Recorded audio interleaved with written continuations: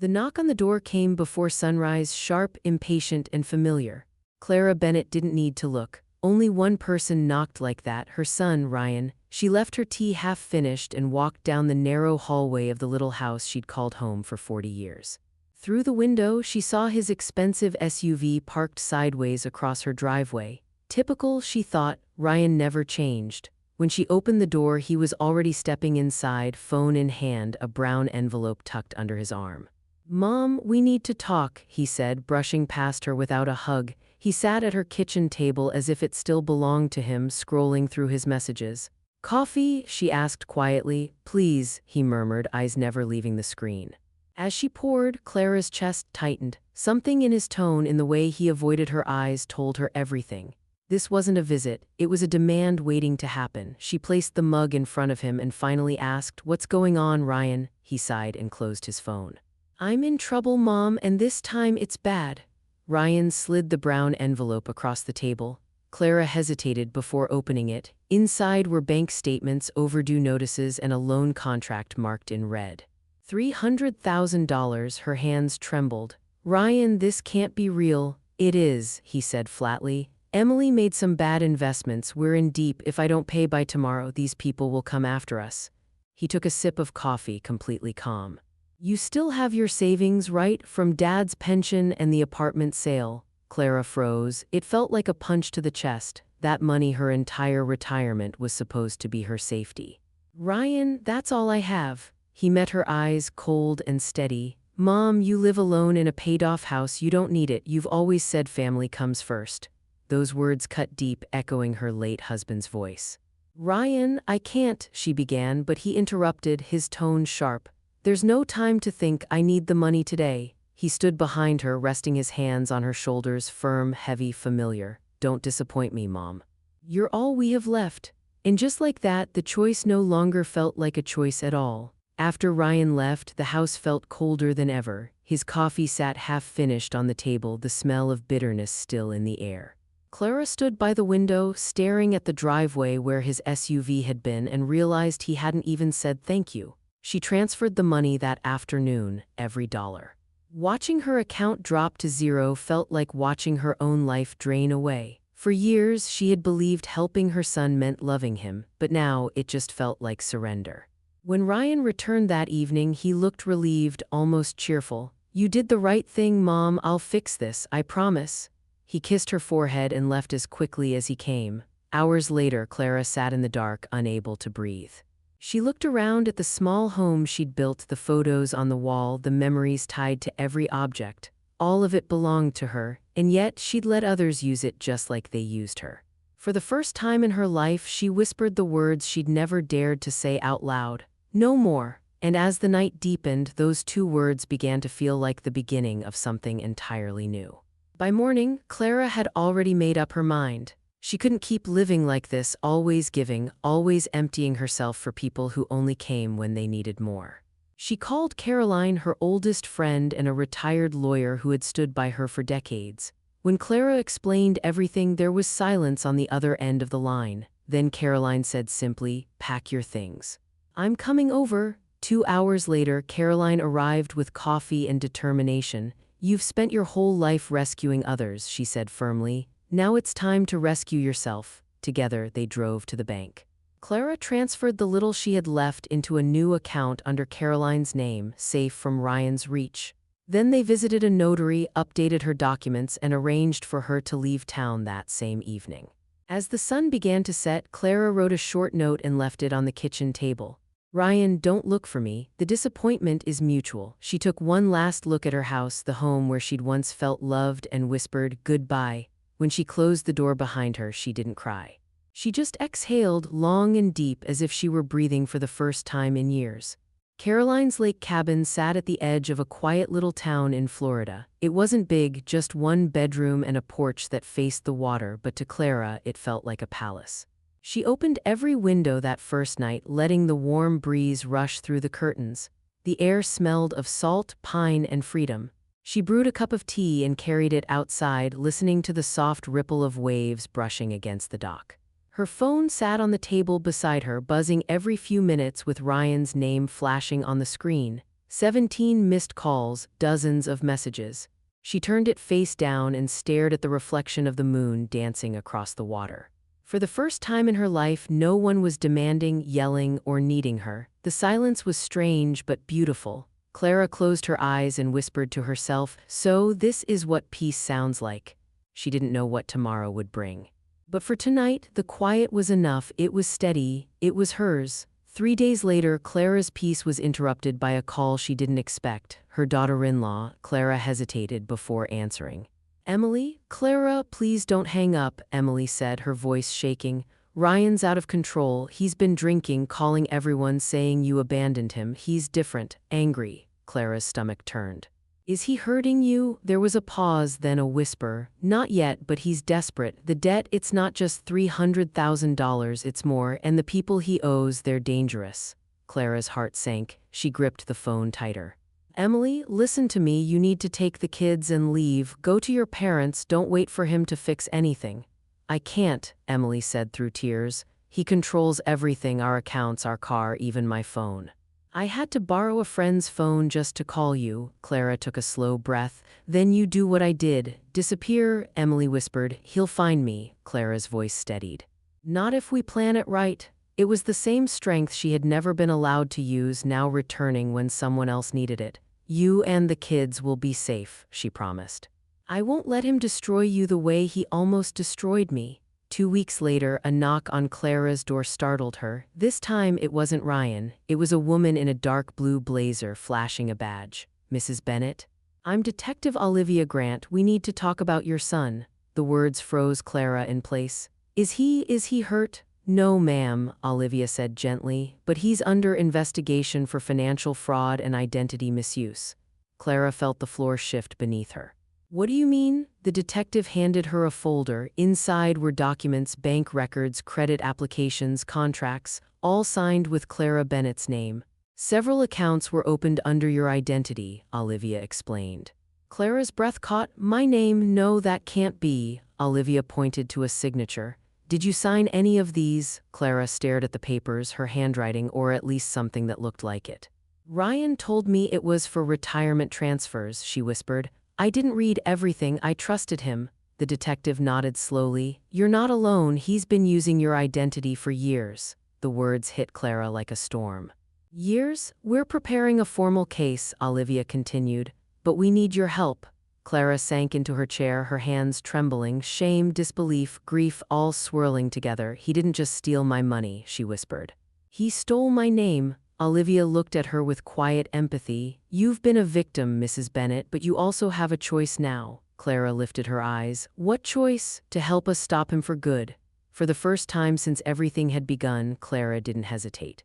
She straightened in her chair. "Yes," she said quietly, "I'm ready to tell everything." The arrest happened 3 days later. Detective Grant called early in the morning. "We got him," she said. "Ryan Bennett was taken into custody last night."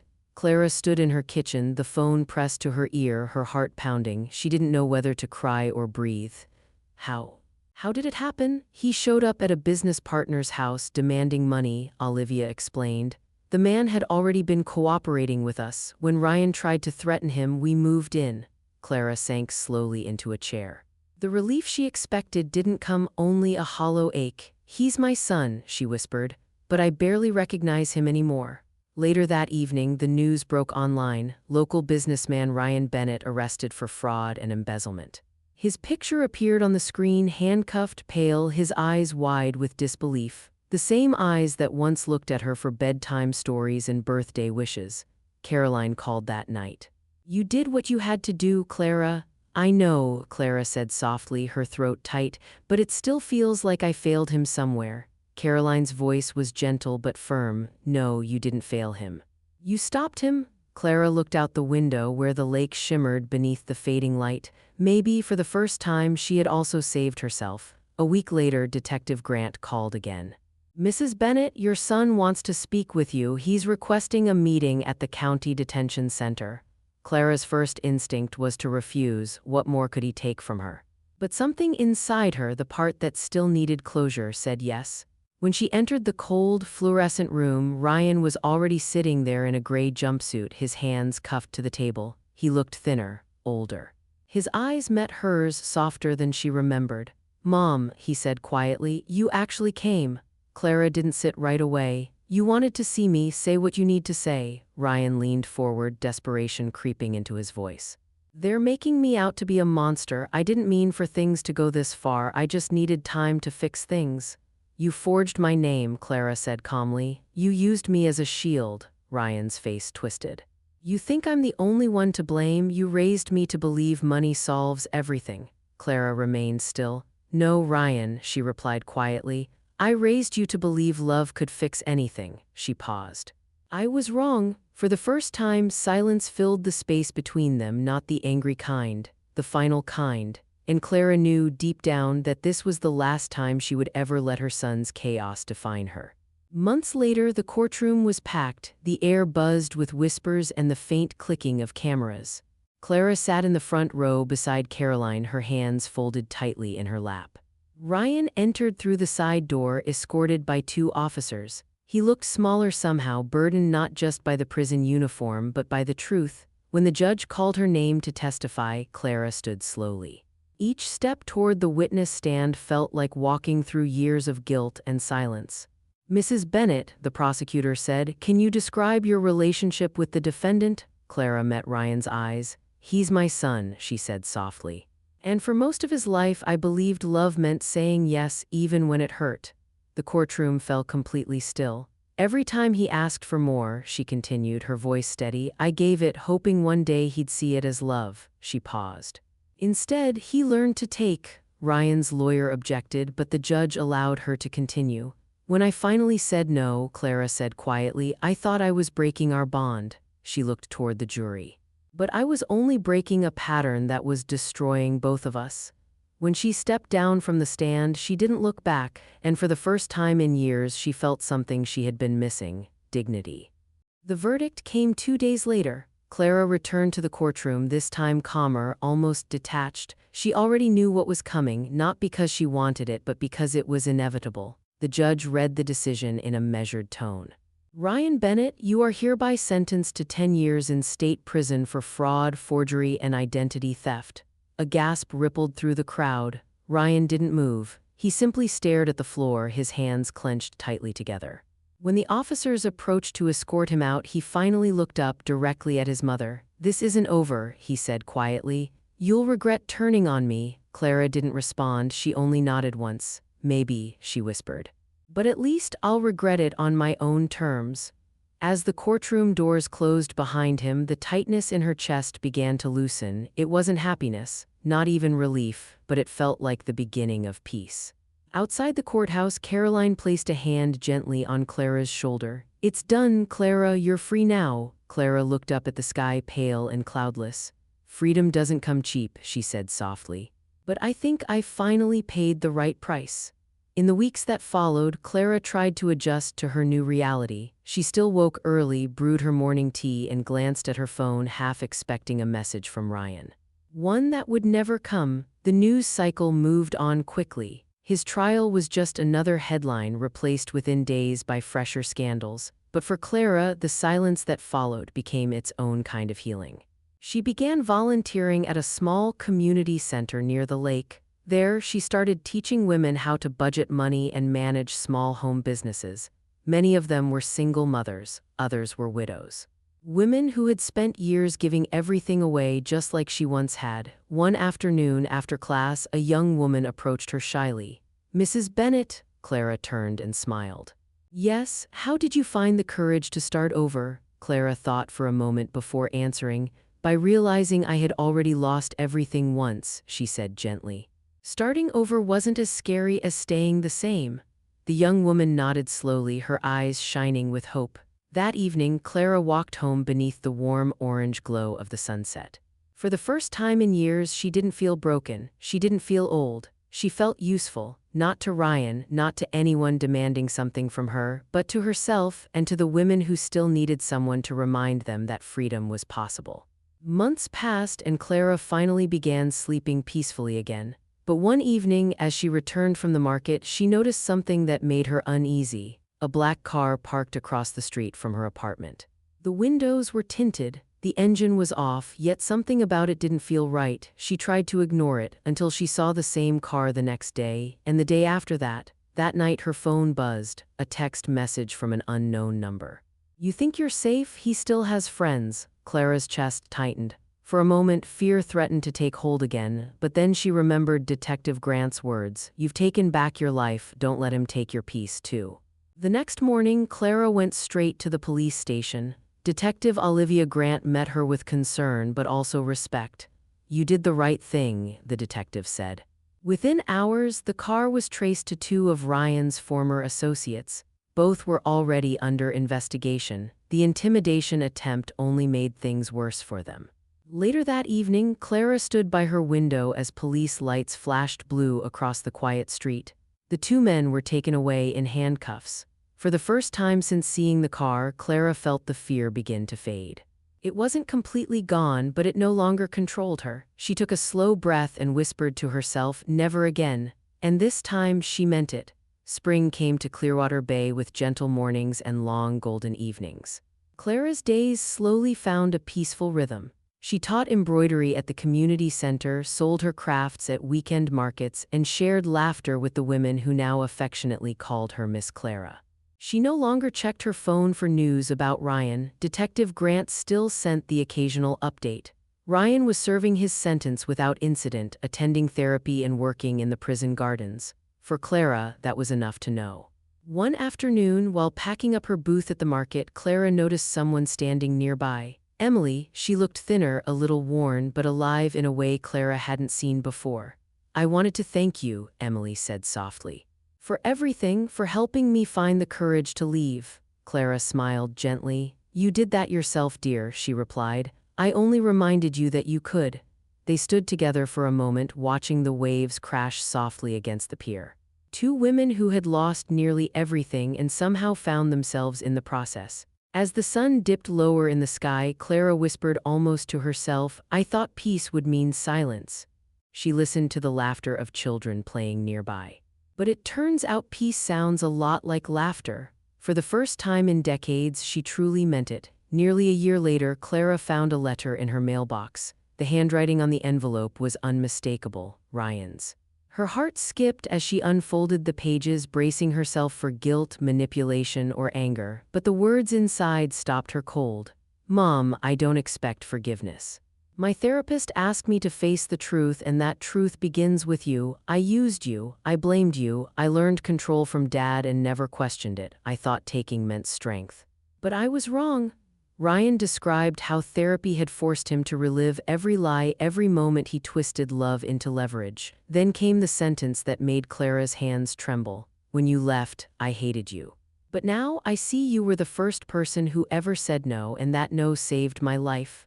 There were no demands, no pleas, no manipulation, just honesty. For the first time, Ryan's words sounded human. Clara read the letter twice.